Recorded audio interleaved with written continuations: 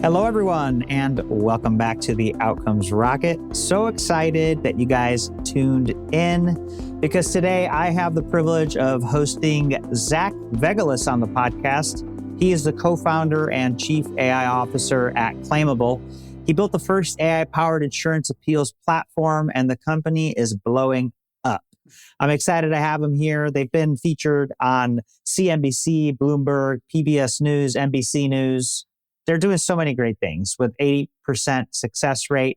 I'm excited to feature Zach today. Zach, welcome to the podcast. Yeah, thanks so much. Thanks for the incredible intro there. That's awesome. Listen, man, you guys are doing some really interesting work. And sometimes when you're in the thick of it, you got to pause, right? It's hard to pause. Oh. And when you pause and you're like, oh yeah, I guess we have done quite a bit. That was a really nice reflection. Thank you. Yeah, I agree 1,000%. Well, Zach, tell me a little bit about you and tell me a little bit more and tell all of our listeners about Claimable. What are you guys up to? Yeah, thanks. So I spent about 15 years in healthcare prior to starting on this venture with my two co-founders and our incredible team that's mostly here with me in Des Moines, Iowa, believe it or not. But we do have folks all over the country as well that support and work for us and are part of this mission, which we're forever grateful. So most of my time in healthcare was spent at the VA, largest integrated healthcare system in the United States. And what I was responsible for there, at least in the last 5 years or so, I was chief data scientist of VA's first National Innovation Center based in Palo Alto. And what we did there is try to take all the data that the VA produces, which is a lot, and look at that data and improve healthcare outcomes. And so what I mean by that is, chronic disease, how can we potentially increase survival rates, reduce poor outcomes, those types of things. That led to a lot of peer-reviewed publications.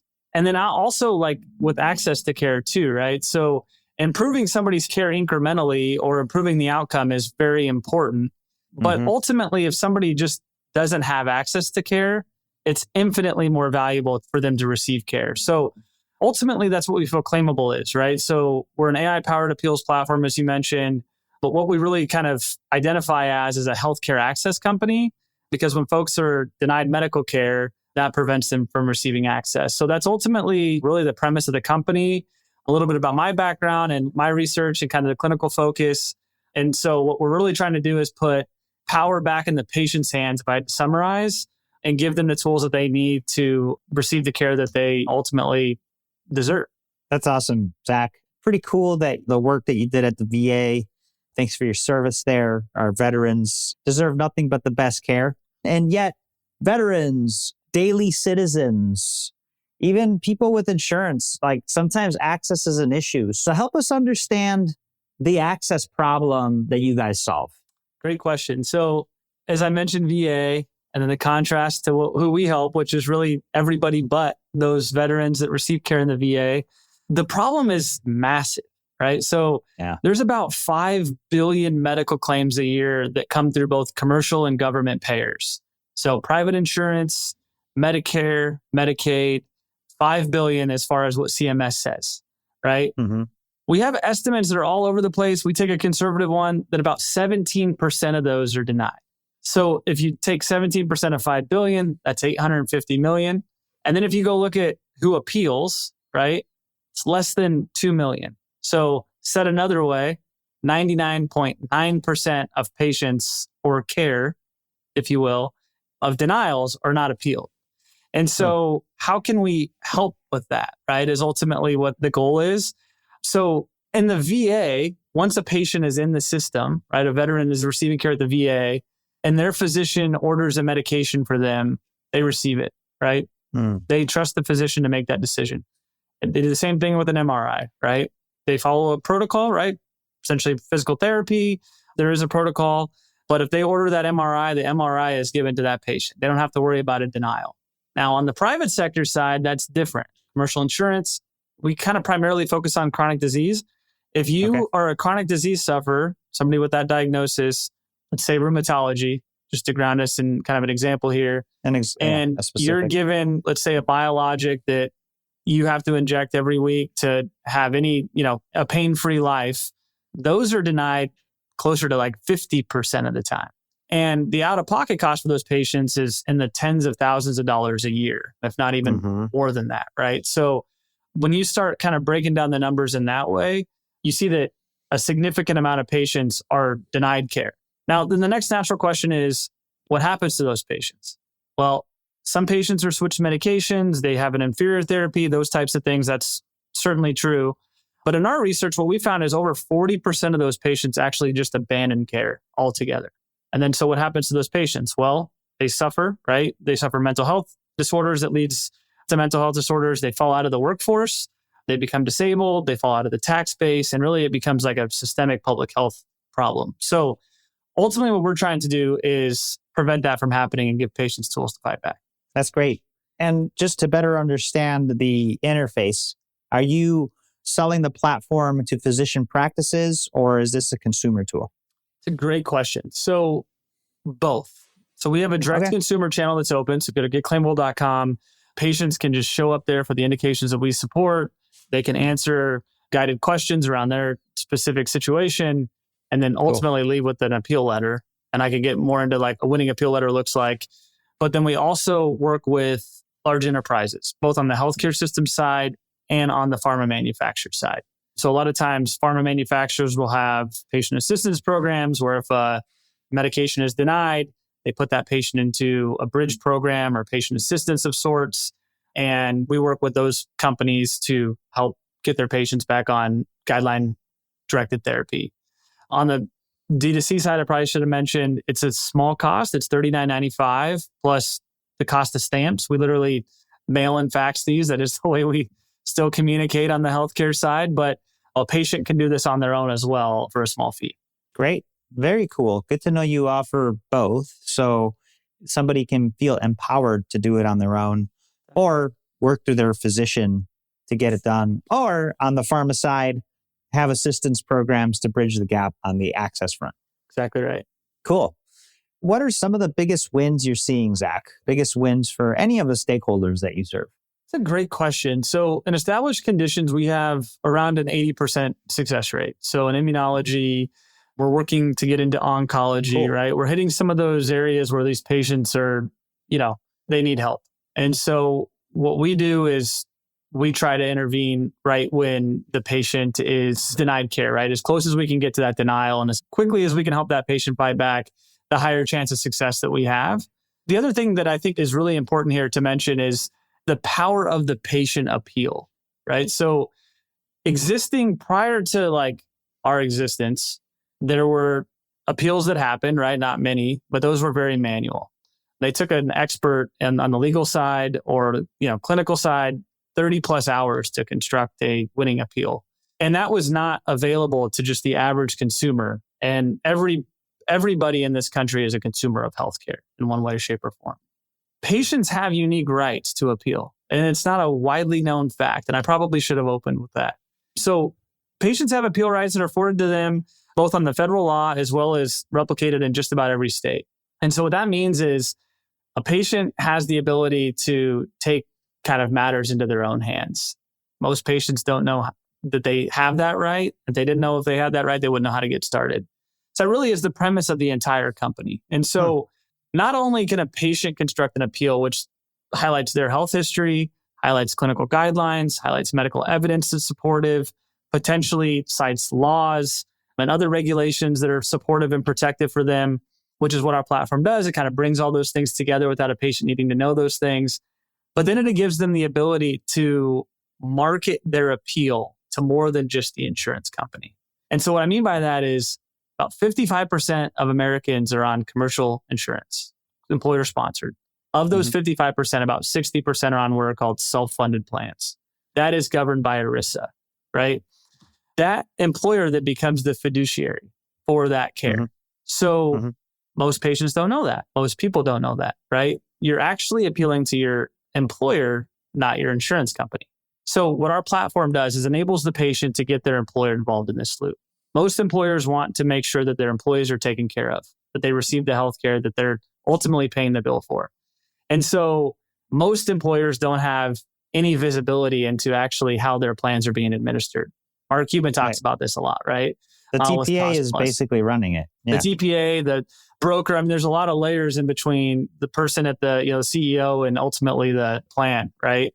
And so The other thing is regulators, right? There's friendly senators, there's representatives, there's potentially, the Department of Insurance or the Department of Labor, depending if it's federal or state, that could be interested in holding the insurance company's feet to the fire, if you will, to make sure that the patient gets the care. So we allow the patient to leverage their rights. The other thing we say is that the patient appeal is the most sure way that a human inside the insurance company reviews your care. And what I mean by that is there's a federal law that says that when a patient appeals, and then a payer has to appoint a board-certified, specialty-matched physician to review the care. So this isn't going through an AI algorithm. It's not like an AI arms race where our AI is better than their AI and we're continuing to kind of, enhance on both sides, and to what end. These are actually going to physicians inside the insurance company to review the care. And we believe that's why we have such a high success rate and we're able to leverage these patients' rights. You know what? That's pretty interesting. I wasn't aware of any of that. I don't know if you guys were aware of any of that. Worth double clicking on. And obviously, that's why we do these. Hit rewind. We'll give you ways to get in touch with Zach and the team at Claimable later. But yeah, it's good to have the conversation. There's so many nuances to our care system that we don't consider. You've given us some good things to think about. From your perspective, that's one of the things that you do better than other platforms out there. What else would you call out as the differentiator for you guys? I mentioned the kind of the manual process, right? Those are expensive. They're slow. It's not available to a lot of people. We put this back in patients' hands. The other thing is more on the enterprise side. So, right, for those that are listening from the healthcare system side or maybe the life sciences side of sorts, revenue cycle management probably gets brought up, right? Or maybe your Epic instance that has, maybe appeals built in. What those things don't consider, well, ultimately, denials keep going up. So they haven't solved that problem. So if all we have to do is kind of construct a better claim on the front end using AI through these RCM systems that are quite robust and sophisticated, and, certainly, hats off to those teams that are working on that kind of technology. But ultimately, it hasn't made a dent. And so what ultimately happens is your physicians, your care providers are burdened with this. So if you look at physician burnout, most of what physicians cite as the reason for burnout is administrative type issues. They're not able to work to the top of their license. And if you dig even a little deeper than that, it's because they can't practice autonomously. And why can't they practice autonomously? Well, because insurance is telling them what to do and tying their hands. And so you already take a busy physician that's maxed out and they are practicing autonomously and they receive a denial. They have to hop on the phone. They have to do a peer-to-peer with the insurance company. It may or may not be a specialty matched physician. We hear a lot on the, rare disease and oncology and so forth, where these are accomplished researchers that have academic backgrounds and a lot of success that are being matched with somebody that's completely in a totally different clinical specialty, making the ultimate decision, not to mention all the time and effort and energy that takes. And so they have the ability to do that a little bit, but like for their entire panel of patients that they're responsible for, it simply isn't possible. So what happens ultimately is that those patients end up not receiving care, the physicians end up burnt out and so forth. So we would love the problem to completely go away. But in the meantime, you can leverage your patients as your workforce, right? You can actually empower patients through a system like ours that is really, frankly, unique. There isn't anything out there that's doing that now. And that's cool. So what we do, we'll take some of the data that's relevant from the patient's health history from your system. And then what the patient will do is they will actually add things like life impact, right? They have a chronic disease where they can't grip a spatula and the spatula is required to cook dinner. Well, Sunday dinners are no longer a thing because they can't, grip a spatula. Now they're estranged from their family. So what we do is we actually make the patient a human versus just another member number at the insurance company. But that paired up with the clinical history that's relevant, plus all the supporting evidence, the laws and so forth, creates a very robust, frankly, story on why the patient should receive that care grounded in science and legal terms. That's awesome, Zach. I love that. I love the approach. Definitely unique. Such an interesting approach. If people wanted to learn more about you guys and they wanted to reach out, what's the best way they could do that? That is a great question. So check us out on LinkedIn, Claimable Incorporated. One of my co-founders, Waris Bakari, he was just named, shameless plug, the Time 100 most influential healthcare leaders globally. We're advocating for patients in specific cases a lot on social media. So come check us out. Come see what we do. We put a lot on there. And then please reach out personally on LinkedIn. And our website is getclaimable.com. So please check us out there as well. We have various pages for partners as well as consumers, depending on what bucket you fall into. That's fantastic. Well, really appreciate it, Zach. And for everybody listening and watching our episode today, thanks for tuning in. There's nuances in the system. We have to understand them. In today's episode, we learned about the patient nuance. There's an opportunity to get a human on the other side of the line. It doesn't have to be bots against bots. Claimable is helping with that. Check out the show notes. You'll see ways to get in touch with the company, with Zach, with the leaders there. Now's the time, and make a difference. And if something today resonated with you, make sure you share this episode with your friends so they too can make a difference in their own healthcare or their patients' healthcare. Really appreciate y'all tuning in. And Zach, thanks for being with us. This was a good one. Thanks so much. Thanks for having me.